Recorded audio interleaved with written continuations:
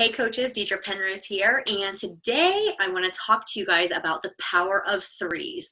So, of course, we are all very busy people, but I want you guys to know that busy people get, done. All right, so I want you guys to think about what you can do in a short amount of time to be very efficient to make sure that you are reaching your goals and growing your business. So how we do this is called a power hour. So in this power hour, we have the power of threes, which are some of the most important things we need to do. As long as we can do these power of threes every single day, you will be very successful at growing your business. So one of the biggest things when we are on social media is notifications, interruptions, seeing squirrels, as I call it. And I'm not going to lie, I am guilty of seeing squirrels. But I am working really hard at letting those squirrels go play and continuing to do my tasks that I have currently that I need to complete. So instead of seeing the squirrels, turn off those notifications. I know they come up on Facebook all the time and you're like, oh my gosh, someone just posted in my challenge group. I need to go answer that. Or someone has a question. I need to go answer that. Or someone might want to sign up. I need to go stop what I'm doing right now to answer that. I get it. I've been there. I used to do it all the time, but I promise you, rest assured, that person will be there when you go back, as long as you're not waiting 24 hours. I promise you, if you can only make sure that you are checking in your challenge group certain times of the day, so I do morning, afternoon, and evening, people know that you have a life outside of your challenge group and that you cannot be at their beck and call every second. But if you can just check in at those morning, afternoon, and evening, the messages will be okay to wait there. The post will be okay that you can comment when it's your time to go check in your group or to answer the message. All right, so stay on task, have an agenda, power of threes. Let's go ahead and get started with the power of threes. So the first one is adding new contacts and adding friends. So on social media, we do have friends on Facebook, and some of us have more than others. And honestly, it doesn't make a difference how many you have. You still have the opportunity to be very successful in your business. It's just on how you want to grow that contact list and your social media. So when you're on Facebook, you have your warm market and you have your friends on Facebook. And I promise you, you're eventually going to run out of that warm market and your friends on Facebook, because we all have only so many. So how do we go past that and beyond to add new?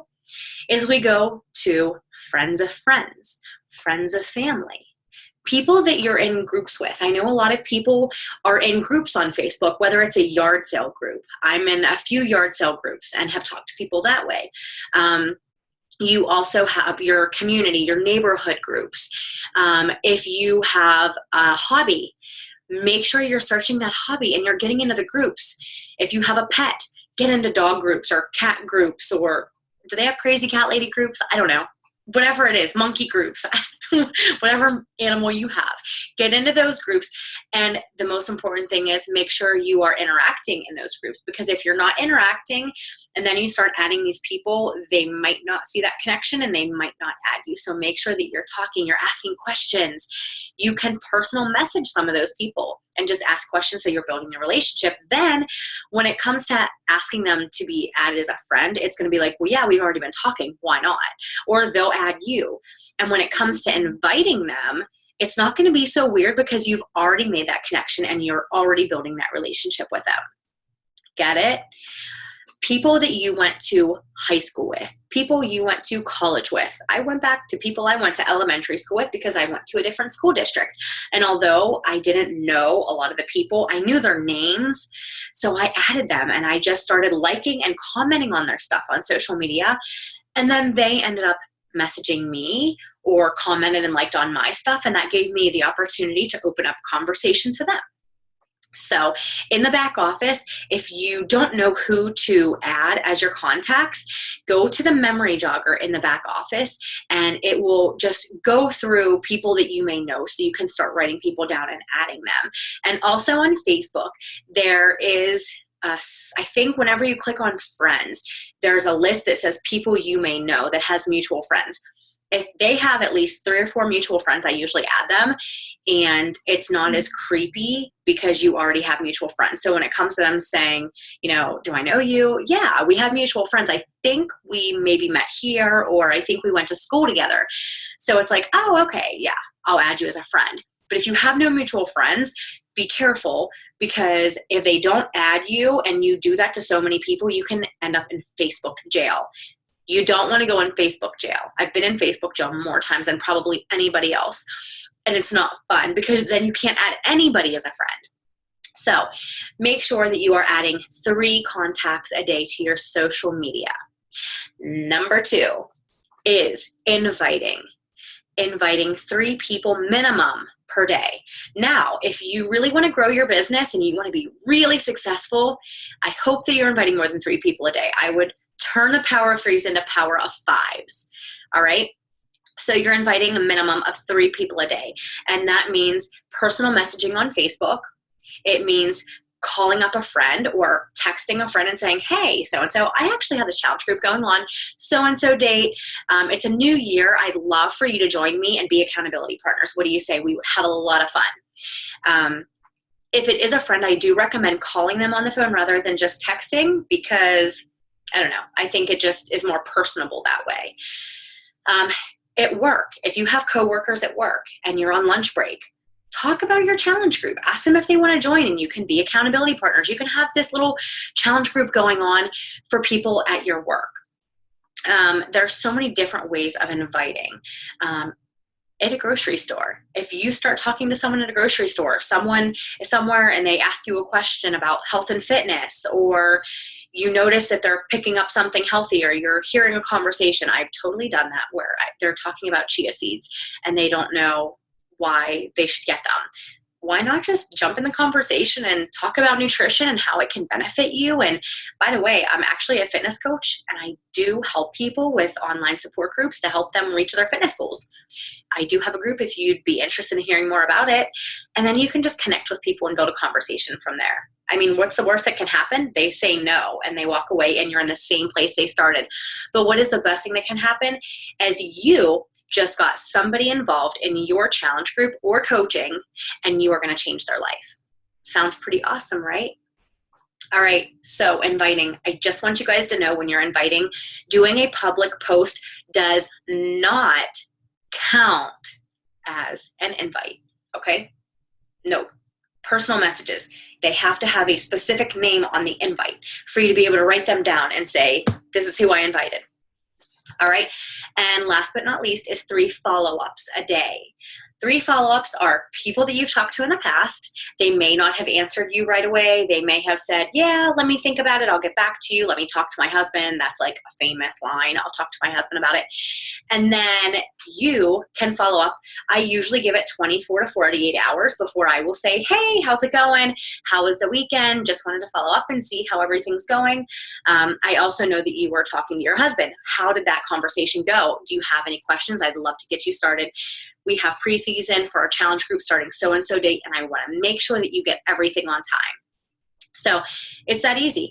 Follow up with people. If you don't follow up with them, you may lose an opportunity, and that person may go to somebody else. Same thing with inviting. If you don't invite that person may see someone else's post on Facebook that they are coaching, and they will go to them because you did not take that 1 minute to invite them. All right? I hope that helps. One more thing I just want to touch base on that is included in the Power Hour and in the Power of 3s, Power of 5s, however you want to say it, depending on how much you're wanting to grow your business. One important thing is to make sure you're tracking your Power of 3s and Power of 5s. How do I do that? Is I keep a binder of everybody that I'm talking to. So I'm going to show this to you really, really quick, because I have it open actually, and I've been using this since I started working my business. So I have my binder, and I have tabs for everything that I do just to keep track of my business. My very first thing is my goals. I have my goals written down, and they are very specific with deadlines. And then just skipping through, I don't know if you can read, but that says new contacts. So I have dates of all of my new added contacts. And if they don't add me back as a friend, or they block me, I have had that happen. You will have that happen. So don't laugh too hard. I will cross them out if they have a coach, if they are a coach, or if they don't add me back or block me. I don't have that many blocks, I promise. And then follow-ups. I have a follow-up tab. And same thing. I will put a date on my follow-ups, and you can see that I usually do more than 3 because I don't want to be just average. I want to be more than average. So I follow up with more than 3 people a day, but I do have everyone on here. And if they sign up, I put a check mark by it just so I can see that they have signed up and they're ready to go. And I think that is all. Invites. I have my invites also with my potential challengers. So I have my list, and again, if they sign up, I put a check mark by them, and if they are a coach or they have a coach, I cross them off, but I usually write a little note beside it. Here's, for instance, it says, has a coach. All right, so if they have a coach, I still see their name. I will follow up with them a little bit later just to see how they're doing, because I want to show that I care and that I am trying to build a relationship with people, because this business is not just about me selling something. This is about me changing lives and having an impact on people's lives.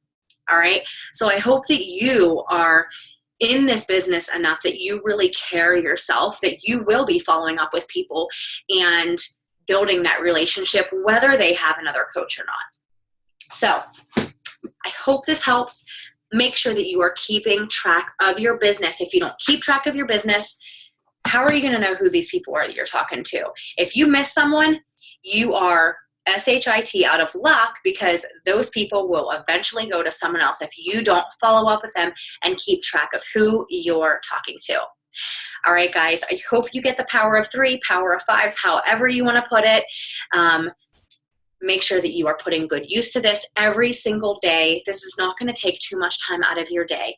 Little daily things that you can do consistently will help you build your business. It's that compound effect that's going to make a difference to help you go towards that success curve. All right, guys, take care.